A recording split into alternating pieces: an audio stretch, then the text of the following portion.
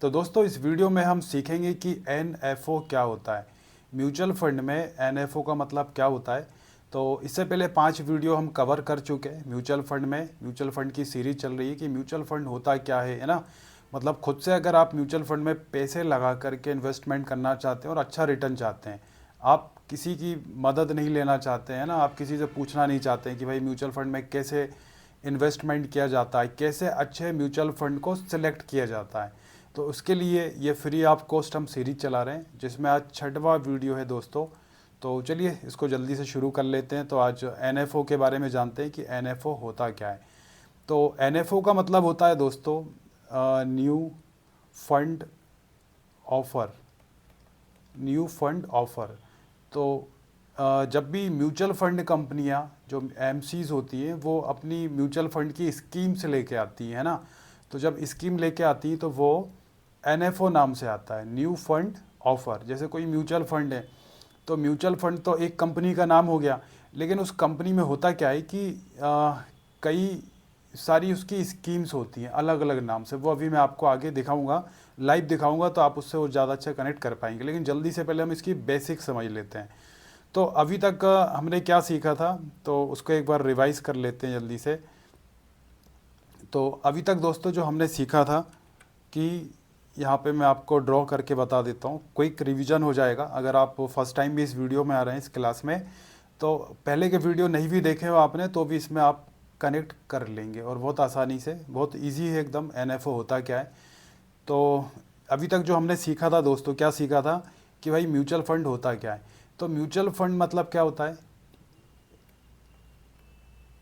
Mutual fund का मतलब क्या होता है। म्यूचुअल फंड का मतलब होता है कि बहुत सारे लोग हैं, है ना, बहुत सारे लोग हैं और उन्होंने क्या करा है ना, ऐसे आप समझ ली कि बहुत सारे लोग हैं और बहुत सारे लोगों ने क्या करा, फंड इकट्ठा करा। और फंड इकट्ठा, म्यूचुअल का मतलब ही होता है बहुत सारे लोग, फंड इकट्ठा किया पैसा और उस पैसे को दे दिया, किसको दे दिया, उस पैसे को दे दिया एएमसी कंपनी को, एएमसी कंपनी को, है ना, asset management company. Asset management company कौन, म्यूचुअल फंड कंपनी। तो म्यूचुअल फंड कंपनी को बहुत सारे लोगों ने मिलकर के पैसा दे दिया कि भाई ये लो पैसा हमारा, और इस पैसे को आप अच्छी जगह लगाओ और उसको हमें जब रिटर्न आए तो हमें वापस कर दो। तो एएमसी कंपनी ने क्या करा, इन सभी लोगों से पैसे ले लिए और लेने के बाद में उसे अपनी कंपनी में एक फंड मैनेजर को बिठा करके उसे ये सारा पैसा दे दिया कि ये लो भाई, इस पैसे को अब तुम लगाओ जाके। कहाँ पे लगाओगे, इस पैसे को तुम लगाओगे अब स्टॉक मार्केट में। कहाँ लगाओगे, स्टॉक्स में। और एक तो स्टॉक हो गया, दूसरा कहाँ लगाओगे, डेप्ट में। ठीक है, डेप्ट मतलब जो डेट फंड मतलब बॉन्ड होते हैं, है ना, तो बॉन्ड वगैरह में लगाओ या फिर स्टॉक मार्केट में शेयर्स खरीदो। तो जब यहाँ पर पैसा लगेगा शेयर्स में, बॉन्ड में लगेगा, तो वहाँ पर हमें पता है कि शेयर मार्केट भागता है तेज़ी से, है ना। जब शेयर मार्केट आगे आगे चढ़ता है तो क्या होगा, अच्छा रिटर्न मिलेगा, कंपनियों की ग्रोथ होगी। तो वो जब वो रिटर्न आएगा तो वो रिटर्न वापस किसको दे दिया जाएगा, आपको। आप जो इन्वेस्टर हैं, आप कौन है, आप इन्वेस्टर हैं। तो इन्वेस्टर को वो वापस पैसा रिटर्न कर दिया जाएगा। उसमें जो भी आपने जो भी पैसा लगाया था, और पैसा एक टाइम बाद उसमें एक ग्रोथ होगी और ग्रोथ के बाद में जो उसमें रिटर्न हो वो रिटर्न आपको दे दिया जाएगा। और हमने ये भी सीखा था कि जो शेयर मार्केट और बॉन्ड से पैसा एएमसी कंपनी मतलब फंड मैनेजर बना के देगा, तो आपको तो देगा, साथ में वो उसका कुछ अमाउंट अपने पास भी रख लेते हैं, मतलब कुछ थोड़ा सा परसेंटेज वो अपने पास भी रख लेते हैं। तो वो भी हमने सीखा था। अब दोस्तों हम आते हैं अपने टॉपिक पे। तो ये आपको एक क्विक रिवीजन हो गया, अब इसको आप समझ जाएंगे कि एनएफओ होता क्या है। तो एनएफओ का मतलब क्या है, न्यू फंड ऑफर। एनएफओ का मतलब क्या होता है, न्यू फंड ऑफर। तो अभी जैसा कि हमने बात कर की कि आपको अगर पैसा लगाना है म्यूचुअल फंड में तो उसके लिए क्या होना चाहिए, एएमसी कंपनीज, एएमसी कंपनी। तो एएमसी कंपनी को ही क्या बोलते हैं हम, फंड हाउस भी कह देते हैं। क्या कह देते हैं, कंफ्यूज मत होना आप, इसी का नाम होता है फंड हाउस, है ना।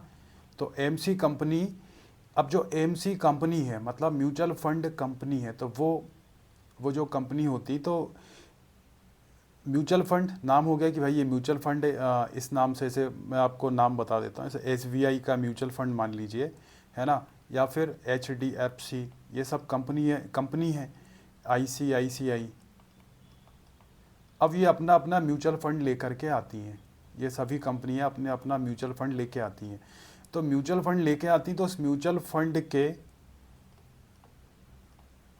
फंड लेकर आती हैं कंपनियां, तो उस म्यूचुअल फंड के अंडर में भी कई सारी स्कीम्स होती हैं। क्या होती हैं दोस्तों? स्कीम्स होती हैं, है ना।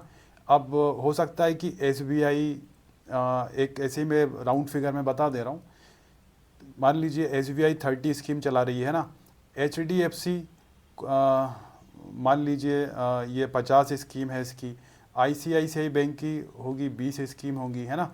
तो ये सब क्या है स्कीम? ये सब इन कंपनियों के म्यूचुअल फंड्स हैं। अब मान लीजिए SBI जो है म्यूचुअल फंड, उसकी 30 स्कीम ऑलरेडी चल रही है म्यूचुअल फंड में। अब वो चाहती है कि मैं एक और स्कीम लेकर के आऊँ, है ना, तो एक और स्कीम लेके आ गई, तो ये टोटल हो जाएगी 31, है ना। तो ये बेसिक्स है एकदम कि कोई म्यूचुअल फंड कंपनी है तो म्यूचुअल फंड कंपनी अपने स्कीम्स लेके आती है ना। उसी स्कीम्स को हम क्या बोलते हैं? म्यूचुअल फंड बोलते हैं। तो म्यूचुअल फंड में भी हम सुनते हैं ना कि बहुत सारी स्कीम्स होती हैं। कंपनी एक हो गई SBI या फिर HDFC, और उनके अंडर में कई सारी स्कीम्स होती हैं। तो जब अब यहाँ से हम आगे बढ़ते हैं, तो अब इसको आप मान लीजिए कि जो न्यू फंड ऑफर है, न्यू फंड ऑफर क्या होता है? तो SBI म्यूचुअल फंड, इसका मान के चलिए ऑलरेडी कोई म्यूचुअल फंड मार्केट में चल रहा है ना, लेकिन अब ये चाहता है कि SBI चाहता है कि एक और स्कीम लेकर के आए, मतलब एक और म्यूचुअल फंड की स्कीम लेके आए। तो ये क्या करेगा? SBI NFO लेकर के आएगा, है ना, और जिसे हम क्या बोलते हैं? New fund offer. तो जब भी कोई म्यूचुअल फंड कंपनी अपना नया म्यूचुअल फंड लेकर के मार्केट में आती है, तो हम उसे क्या कहते हैं? New fund offer. सिंपल शब्दों में, कि जब भी कोई म्यूचुअल फंड कंपनी अपना म्यूचुअल फंड मार्केट में लेके आती है, मतलब फर्स्ट टाइम लेके आती है। क्या लेके आती है? फर्स्ट टाइम लेकर के आती है। जब कोई भी कंपनी, भले वो SBI हो, एक्सिस हो, जितने भी आप जानते हो, कोटक हो, तो जितनी भी जो AMC कंपनीज़ है या म्यूचुअल फंड कंपनीज़ हैं, वो जब भी अपना फर्स्ट, मतलब पहली बार कोई भी स्कीम या IPO लेके आती है, तो वो NFO के नाम से आती हैं। सिमिलर इसको हम कंपेयर कर सकते हैं, ये वाला आप देखिए, IPO। जिस तरह से शेयर मार्केट में आपको पता होगा कि शेयर मार्केट में जब भी कोई नई कंपनी लिस्टेड होना चाहती है, तो वो अपना क्या लेके आती है? वो लेके आती है सबसे पहले IPO लेके आती है ना, प्राइमरी मार्केट कहते हैं इसे। और जब शेयर मार्केट में वो लिस्ट हो जाती है कंपनी, तो वो सेकेंडरी मार्केट कहलाता है। तो सेम, जब शेयर मार्केट में कोई कंपनी लिस्टेड होने के लिए आती है, तो उसी तरह से म्यूचुअल फंड कंपनी में कोई स्कीम वो अपनी निकालती है, या फिर कोई म्यूचुअल फंड फर्स्ट टाइम कोई मार्केट में म्यूचुअल फंड आ रहा है, कोई कंपनी लेकर के आ रही है या आने वाली है, तो वो किस नाम से लेके आती है? NFO नाम से आती है। तो पहली चीज़ क्लियर है कि NFO होता क्या है। अब इसके बाद आगे बढ़ते हैं हम। तो fund houses collect money investor, वही अभी जो मैंने आपको समझाया था कि जो फंड हाउस मतलब म्यूचुअल फंड कंपनी कलेक्ट करती है क्या? मनी। किससे? इन्वेस्टर्स। इन्वेस्टर्स कौन है? आप मेरे जैसे लोग हैं, है ना, जो म्यूचुअल फंड में पैसे लगाते हैं। इसके बाद में you can invest only during the launch period. तो NFO में क्या होता है? जिस तरह से जो IPO का अगर आपको जानकारी हो शेयर मार्केट की, तो IPO में क्या होता है कि IPO में हम पैसा उस समय लगाते हैं जब IPO लॉन्च होता है। तो इसी तरह से जब म्यूचुअल फंड कोई नया नया आता है, तो उसके लॉन्च के पीरियड के दौरान ही हम उसमें पैसे लगाते हैं। मतलब NFO में अगर मान के चलिए आपको इन्वेस्टमेंट करना है, तो इसमें आप कब इन्वेस्टमेंट कर सकते हैं? इसमें आप इन्वेस्टमेंट कर सकते हैं इसकी जो टाइमिंग होती है, आप उसी के अकॉर्डिंग कर सकते हैं। तो NFO का एक टाइम होता है। जब NFO आता है तो इसका 50 डेज़ का साइकिल होता है। कितने डेज़ का? 50 डेज़ का। तो तो 15 डेज का मतलब 15 दिनों का टाइम होता है, टाइम पीरियड होता है। तो इस टाइम पीरियड में ही हमें एनएफओ में हम पैसे लगा सकते हैं। मतलब अगर आप एनएफओ में न्यू फंड ऑफर में नया म्यूचुअल फंड आया उसमें पैसे लगाना चाहते हैं, तो इसका एक टाइम ड्यूरेशन होता है 15 दिन का। 15 दिन है ना, 15 दिन के लिए क्या होता है, ये ओपन होता है और फिर क्लोज हो जाता है। तो एनएफओ में आप 15 दिन का टाइम मिलता है, उसी में ओपन होगा और फिर क्लोज होने से पहले आपको उसमें पैसे लगाना होता है। मतलब एनएफओ में अगर आपको म्यूचुअल फंड खरीदना है तो 15 दिन का टाइम होता है, उसके बाद फिर आप इसमें एनएफओ में नहीं खरीद सकते हैं। इतना आपको क्लियर हो गया होगा। नेक्स्ट हम आगे बढ़ते हैं अब। तो नेक्स्ट दोस्तों,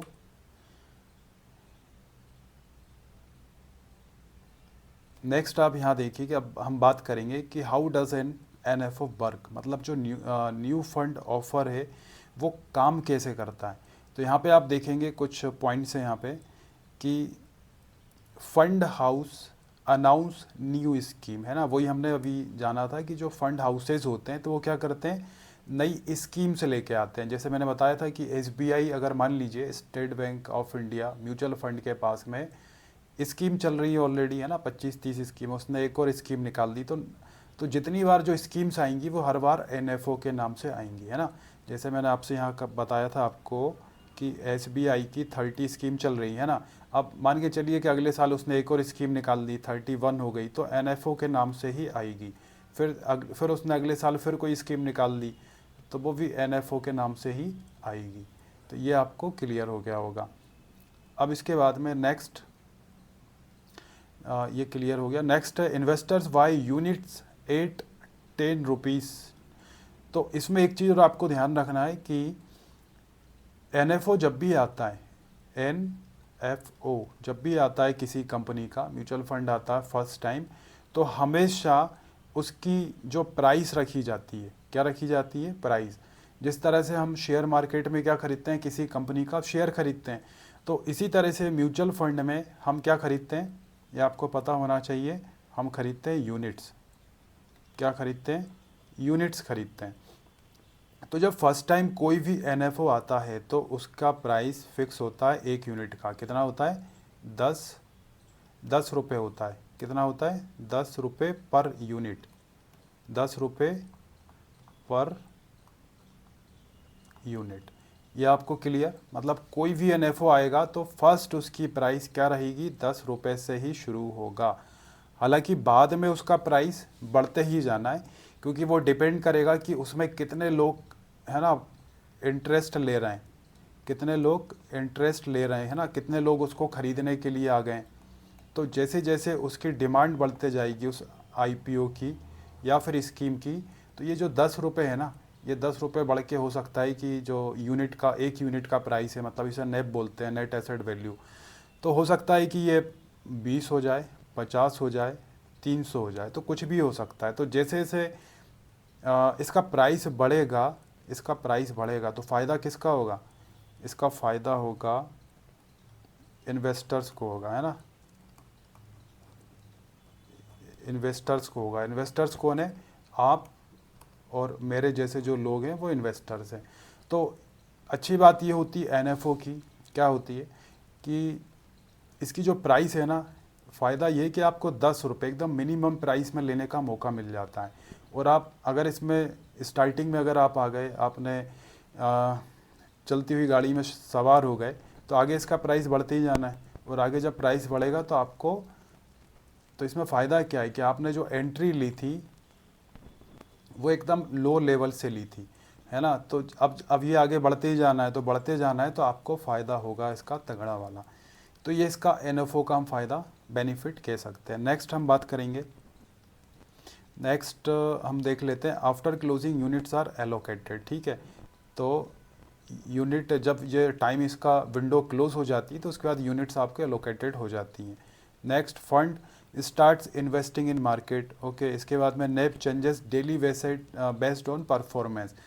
तो जो नेब होता है ना, नेब का जो प्राइस होता है वो हर दिन चेंज होता रहता है। ये पहले हम सीख चुके हैं। अब इसके बाद में दोस्तों नेक्स्ट हम देखेंगे, ये देखिए आप यहाँ आप आइडिया लगा सकते हैं। ये एक ग्राफ लिया हुआ है यहाँ पे example, NAV growth net asset value after IPO launch, sorry NFO launch. जब एनएफओ लॉन्च हो जाता है, एनएफओ एक टाइम है उसका 15 दिन का, है ना, 15 दिन बाद क्लोज हुई विंडो, फिर वो लॉन्च हो गया म्यूचुअल फंड। अब इसके बाद में आप देख सकते हैं कि इसका जो ग्राफ है ना वो ऐसे बढ़ता है। फिर मैं आपको बेनिफिट बता रहा था कि आपने अगर यहाँ पर एंट्री ली है ना, आपने यहाँ पे एंट्री ली जब कितना रुपए था, 10 रुपये पर यूनिट था। अब आप सोचिए ग्राफ जब बढ़ते जाएगा, शेयर मार्केट में आपका पैसा लगेगा, तो ये 10 रुपये था तो ये बढ़ के यहाँ पे कुछ भी हो सकता है। तो उसी हिसाब से जितनी आपने यूनिट ले रखी होंगी उसमें मल्टीप्लाई कर देंगे, उस समय जो करंट रेट प्राइस चल रहा होगा आपकी यूनिट का, आपके म्यूचुअल फंड का, उस हिसाब से आपको रिटर्न यहाँ पर मिल जाएगा। नेक्स्ट हम बात करेंगे दोस्तों, अब यहाँ पे अगली चीज़ देखिए, अब अभी हमने सीख लिया एनएफओ। अब एनएफओ में एनएफओ के भी टाइप्स होते हैं, 2 टाइप होते हैं। एनएफओ के 2 टाइप्स होते हैं, कौन कौन से होते हैं? पहला होता है ओपन एंडेड एनएफओ, है ना, इसे बाय सेल एनी टाइम, मतलब इसकी खासियत क्या है ओपन एंडेड एनएफओ की, कि कभी भी हम इसे खरीद और बेच सकते हैं। दूसरा टाइप होता है क्लोज एंडेड एनएफओ, है ना। तो 2 टाइप के एनएफओ होते हैं। अभी हमने सीखा एनएफओ क्या होता है। अगर नेक्स्ट एनएफओ अब 2 टाइप के होते हैं, एक तो ओपन एनएफओ होता है, दूसरा होता है क्लोज एंडेड एनएफओ। तो दोनों में डिफरेंस क्या है? तो दोनों में डिफरेंस क्या है? देखो आप सबसे अच्छा यहाँ पिक्स में देखिए, उसके बाद मैं इसको एक्सप्लेन करता हूँ। ये जो पिक आप देख रहे हैं ये है क्लोज्ड एंड, है ना, क्लोज एंडेड एनएफओ। तो आप देख रहे हैं कि एक ये बॉक्स है, इस बॉक्स ये पूरा बंद है, नाम से क्लियर हो रहा है क्लोज, है ना, ये बंद है और ये व्यक्ति इसके अंदर ये बंद है। नेक्स्ट है ओपन एंडेड म्यूचुअल फंड। तो ये बॉक्स है लेकिन ओपन है, इसमें व्यक्ति देखो आप ओपन है ना, देख सक रहा है बाहर। तो दोनों की इसमें से बेस्ट कौन सा है? सबसे बड़ा सवाल ये है कि इसमें से बेटर कौन सा है ना, या बेस्ट कौन सा रहेगा, ओपन एंडेड में इन्वेस्ट करना या फिर क्लोज एंडेड एनएफओ में इन्वेस्टमेंट करना। तो दोस्तों देखो इसमें होता क्या है, जो ओपन एंडेड एनएफओ होते हैं, तो ओपन एंडेड एनएफओ में इसको आप कभी भी खरीद सकते हो और कभी भी आप सेल कर सकते हो, है ना। देखो यहाँ पे आप समझो, एनएफओ आता है ना, एनएफओ आता है जब भी कोई first time mutual fund launch होना है तो वह एनएफओ नाम से आता है। तो एनएफओ 15 दिन के लिए आता है, और जब ये 15 दिन बाद इसका टाइम क्या हो जाएगा, क्लोज हो जाएगा। तो क्लोज होने के बाद आप कभी भी क्या खरीद सकते हैं, आप ओपन एंडेड फंड्स। तो ओपन एंडेड फंड्स मतलब ये वाले जो फंड्स हैं ना, इसको इसकी टाइमिंग होती है। तो कब आप खरीद सकते हैं, जब एनएफओ कोई लॉन्च हुआ और उसका टाइम क्लोज हुआ 15 दिन के बाद, तो 15 दिन के बाद आप खरीद सकते हैं। जब एनएफओ लॉन्च होता है तो उस दौरान आप ओपन एंडेड मतलब ये वाला जो है, ये वाले फंड आप, है ना, ये वाले टाइप्स के फंड आप नहीं खरीद सकते हैं। पहली बात क्लियर है। अब क्लोज की बात करते हैं, क्लोज एंडेड फंड। तो ये वाले जो फंड होते हैं ना, क्लोज एंडेड फंड, तो ये वाले फंड कब खरीदे जाते हैं? ये खरीदे जाते हैं जब एनएफओ ओपन होता है, जब एनएफओ क्या होता है, ओपन होता है,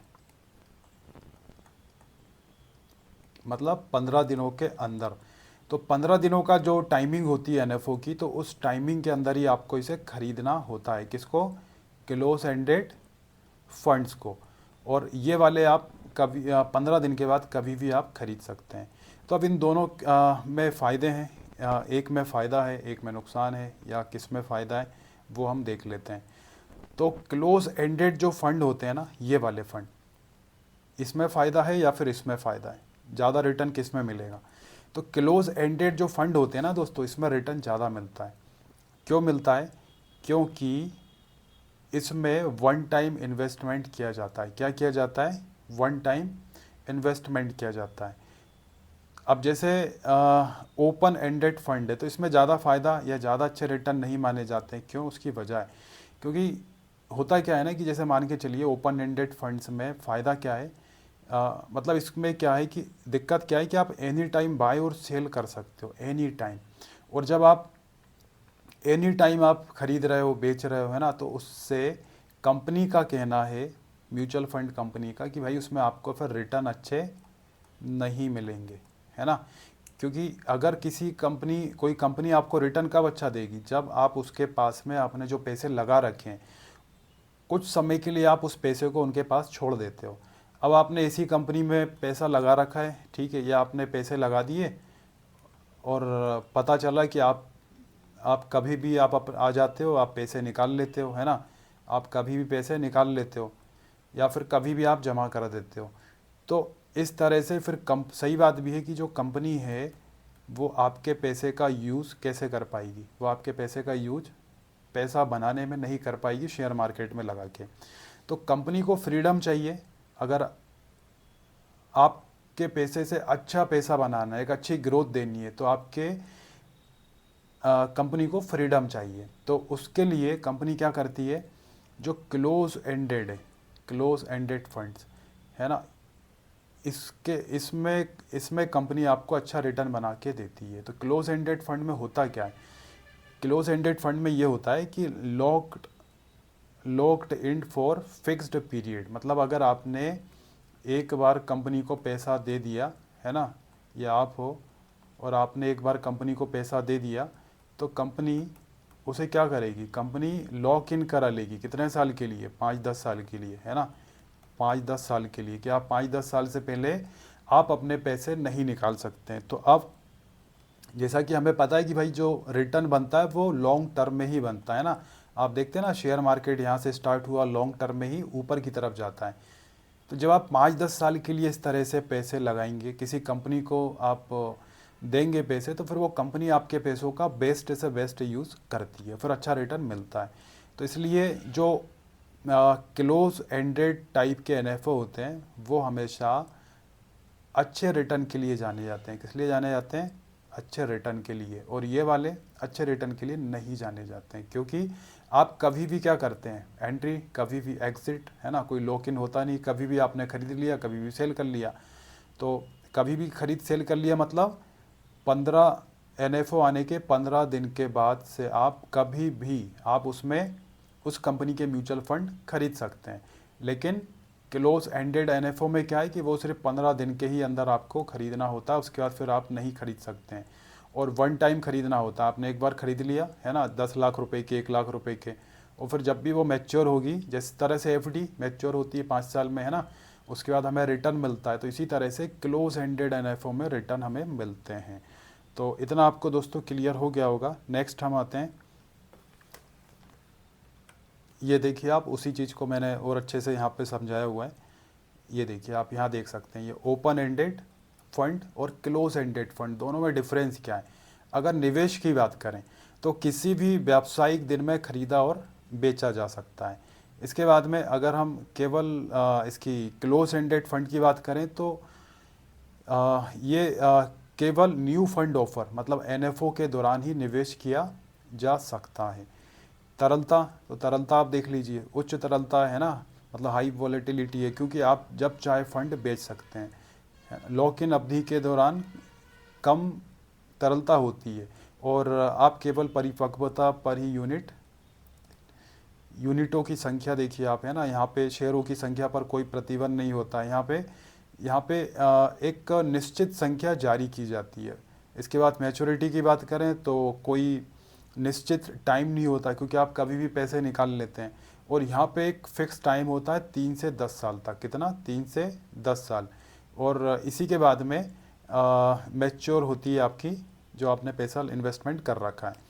सिप एसआईपी, तो एसआईपी सिस्टमेटिक इन्वेस्टमेंट प्लान के माध्यम से निवेश की अनुमति देता है। कौन, ओपन एंडेड फंड।